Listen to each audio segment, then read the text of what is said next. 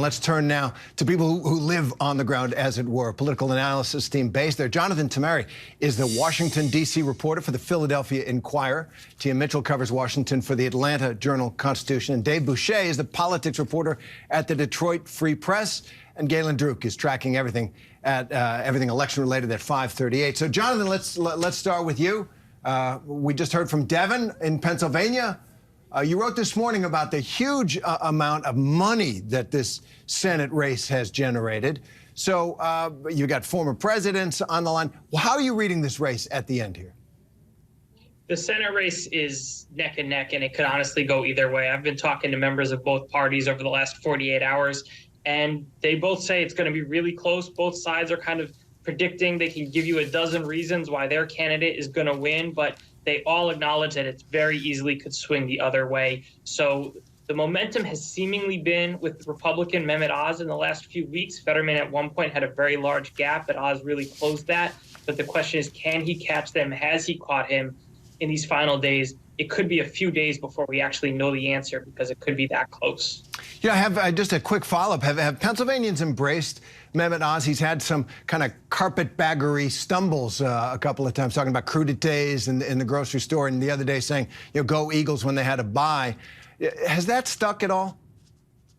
It has stuck. He's really struggled with a negative public image. It started in the Republican primary. He absorbed a lot of television attacks even then from other Republicans. It continued by Democrats hammering him after he won that primary, and it has really stuck to him. But what the Republicans have done a good job of is kind of vilifying Democrat John Fetterman in order to bring those Republicans home.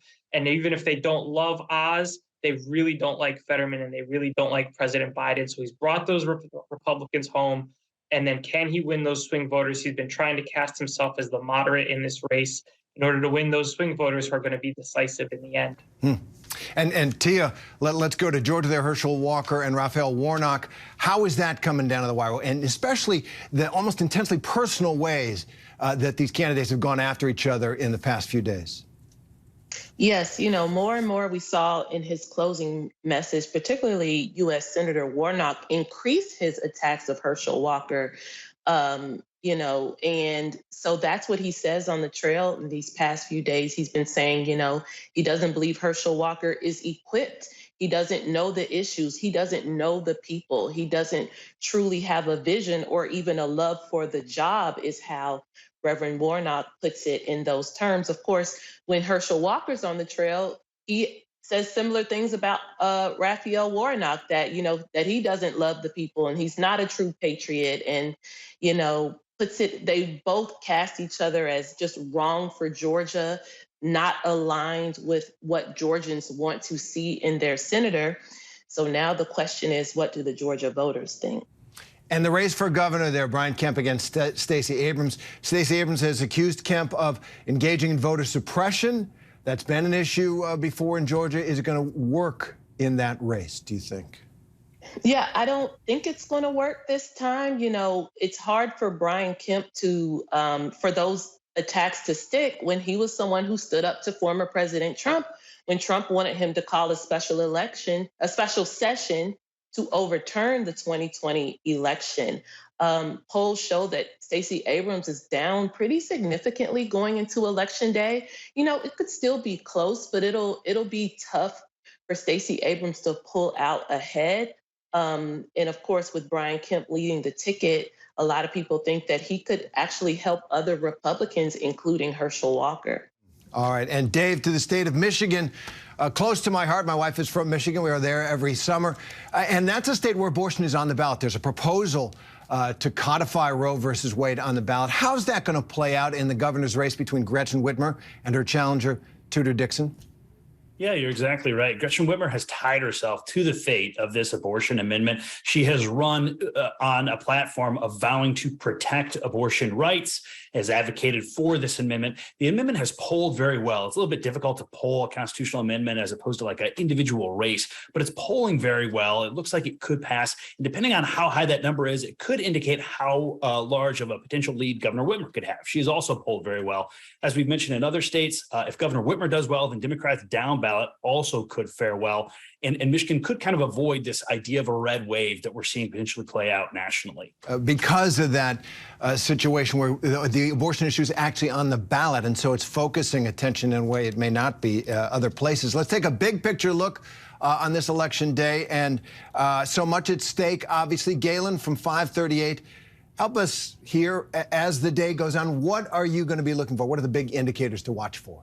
So as we heard from these reporters, there are two ways that candidates win elections. One is turnout and the other is persuasion. When it comes to turnout, one thing we're going to be looking at as we start getting results in the evening is in precincts where there are full results, does it look like a high turnout election? One way that parties can really lose at the midterms is if their voters don't turn out because they're already in power in Washington. They already control the White House and Congress.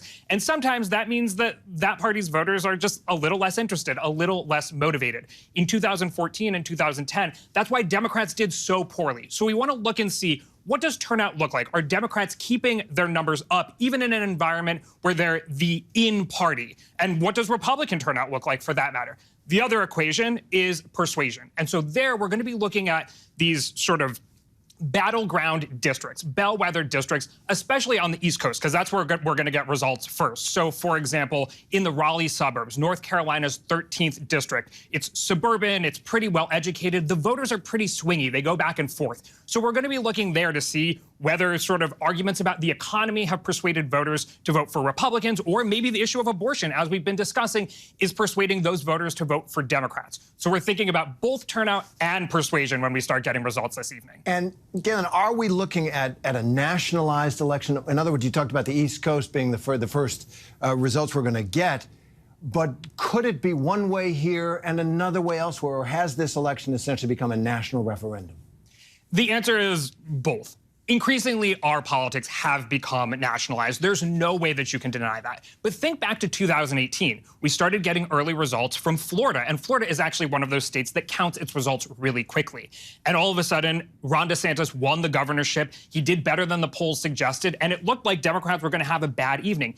In the end, Democrats won the House popular vote in 2018 by 8 points.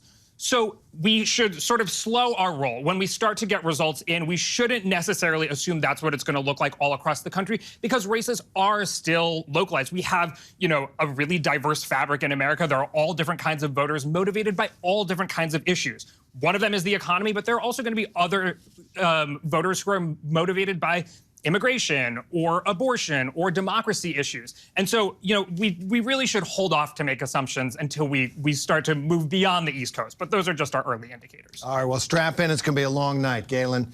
And thanks for joining us. And our friends at 538, they've got complete election data and forecast models and analysis throughout the day, night, and coming days and weeks. Check out their website, 538.com. It's your one-stop shopping for this stuff.